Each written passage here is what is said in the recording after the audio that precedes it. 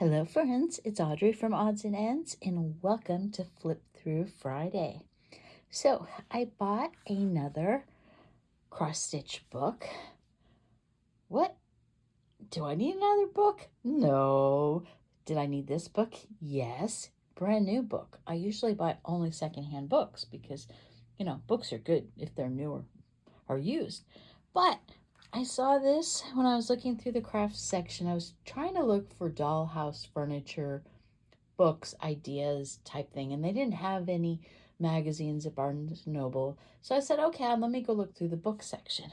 And then I found this book. It's Witchy Stitching from Meg Black. It's the creator of the Witchy Stitcher. And I thought some of these designs would make great wall hangings for my witchy dollhouse. So this is why I got it. And the ones that are bigger are going to go in my own house. But there are 1, 2, 3, 4, 5, 6, 7, 8, 9, 10, 11, 12, 13, 14, 15, 16, 17, 18, 19, 20 projects plus 5 bookmarks. I think the bookmarks might be the perfect size for the dollhouse, but let me flip through it. The retail price of this is $22, and yes, I paid $22 for this. I just fell in love with it. Copyright 2025, brand new book. Okay. Welcome to the haunted corner of cross stitch. Inside this Stitchcraft grimoire, you will find 25 patterns plus 2 bonus designs with which to bewitch your home. Cross stitch is an art form that has been around longer than the ghost in your attic. Traces of the craft have been found on cloth fragments dating all the way back to the 6th century. A modern resurgence has created space for niche artists like me to get their creep flags fly. The stitching community is unlike any I have participated in. If it truly is finding your people. If you're new to the craft, I highly recommend finding like-minded stitchers and sharing your work. Folks are quick to compliment and encourage fellow fabric stabbers. Okay, so tell us about the author, the materials, what kind of cloths you should get. There's 3 different types of fabric commonly used for cross stitch: Aida, evenware, and linen. And the number of squares per inch correlates to the fabric count, etc. And then tells about the thread. They got DMC light effects, which are UV reactive, and they've got satins and variegated, and tells you about needles,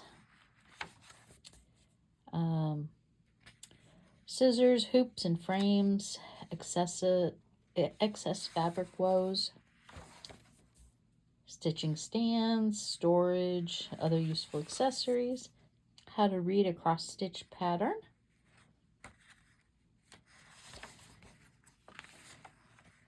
how to prepare your fabric. This is the haunted parlor.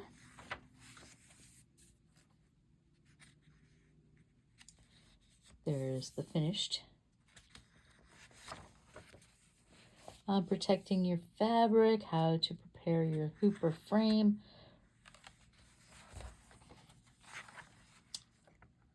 Ready your needle, anchor your thread, your loop start, single stitches, stitching in rows. So if you don't know how, this is a pretty good book. Especially stitches,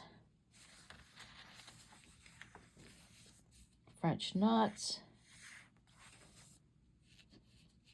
Okay, now we have the bookmark tutorial. This one says Book of Spells. I really like that. Had to add beads. I've never added beads to any of my work before, so that would be new to me. Antiquing your cross stitch, so you can add watercolor paint to your fabric to age it. And you see that in the Nevermore pattern. And my cord is in my way. Hang on. Keep catching it on my book. Hold on, let me fix this. Okay. How to dye with coffee and tea.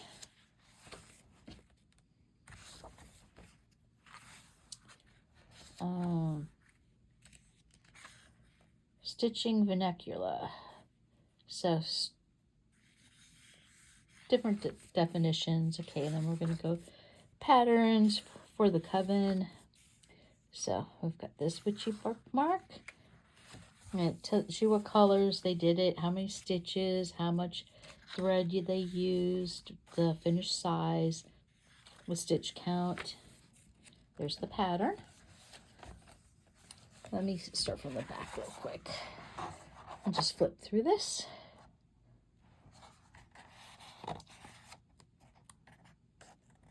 And they do even show you how to frame in a standard picture frame and how to do blanket stitch, finishing tips and tricks. And they've got Easter Ween.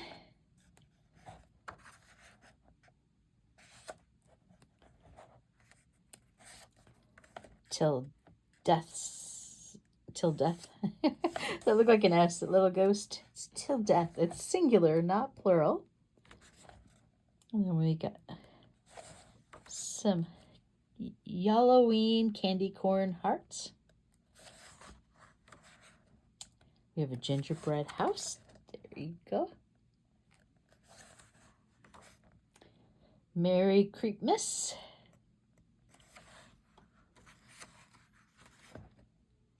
There is a coffin for Halloween. I really like that hoop. There's an owl. Happy Halloween. A creepy carnival.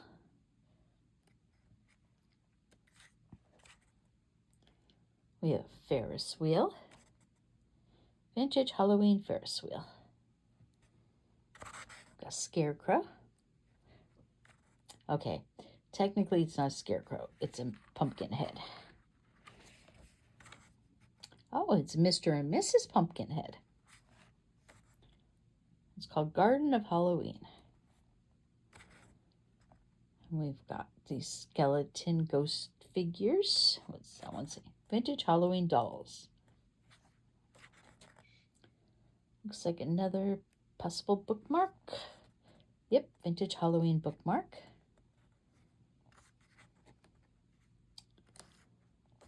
This I'm making. The carnivorous plants. I love that cross stitch.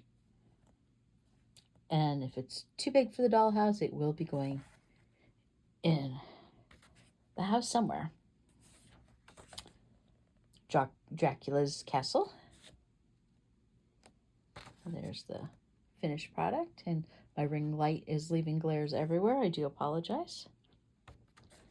There's the Nevermore pattern. The finished product, which is more than cool.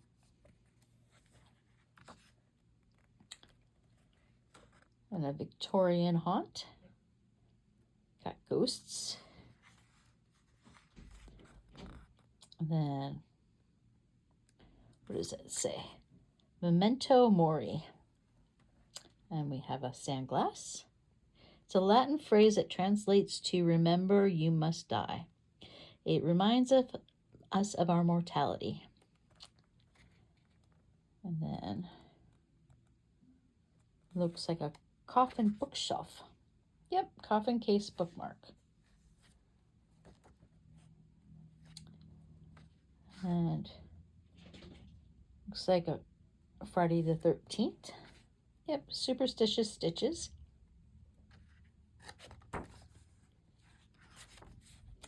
And the Witch Cauldron.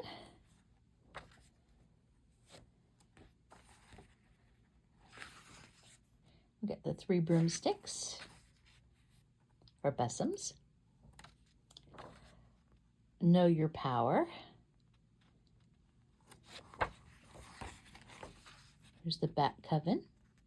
They are so cute. So there is that book. I just love it. Someday I hope to make all of them.